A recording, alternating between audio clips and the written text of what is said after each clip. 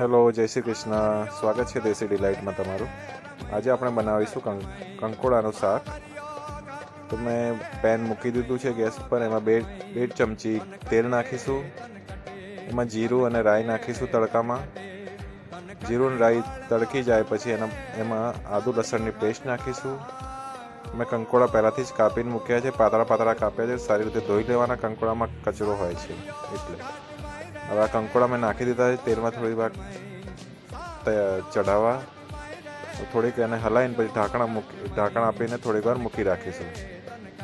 તમે મારા ચેનલને સબસ્ક્રાઈબ ના કર્યો હોય તો પ્લીઝ સબસ્ક્રાઈબ કરી દેજો અને લાઇક અને શેર જરૂર કરજો. તમે આ વિડીયો ક્યાંથી જુઓ છો એ જરૂર મને જણાવજો કોમેન્ટમાં. અમે થોડું મીઠું નાખ્યું છે.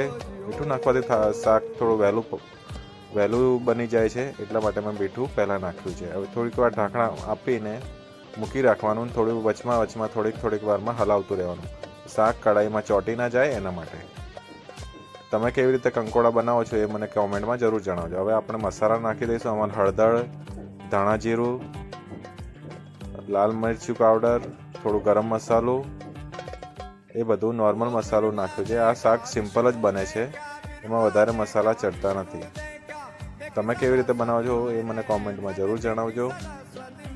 આને પણ થોડીક વાર આપણે શાકને હલાવી લઈશું સરખી રીતે, કેમ કે મસાલો બધી જગ્યાએ સરખી રીતે ભેળવી જવાય. તો ઢાંકણ આપીને મૂકી રાખીશું અને વચ્ચે થોડીક વારમાં હલાવતા રહીશું. વચ્ચે શાક ચેક કરતું રહેવાનું, કેમ કે શાક પછી કઢાઈમાં ચોંટી જશે એટલા માટે. અને ચમચ વડે આપણે જોઈ લેવાના કે કંકોડા ગળી ગયા છે કે નથી ગળ્યા.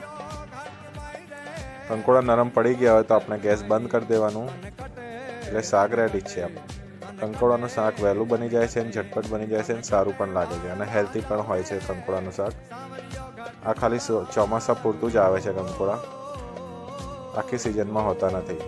તમે આ કેવી રીતે બનાવો છો મને જરૂરથી જણાવજો. અને તમે આ વિડીયો ક્યાંથી જુઓ છો એ પણ તમે કોમેન્ટમાં મને જરૂરથી જણાવજો.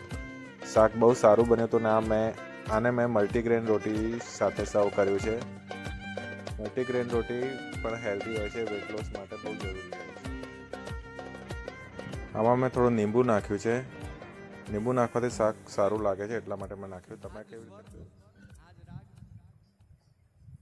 શાક સારું બન્યું હતું. મને મારું આ શાક ફેવરેટ છે. તમે મારા ચેનલને સબસ્ક્રાઈબ અને લાઇક અને શેર જરૂર કરજો. તમને આ વિડીયો કેવો લાગ્યો એ પણ તમે કોમેન્ટમાં જણાવજો. અને તમારું કંઈ સજેશન હોય એ પણ મને કોમેન્ટમાં જરૂરથી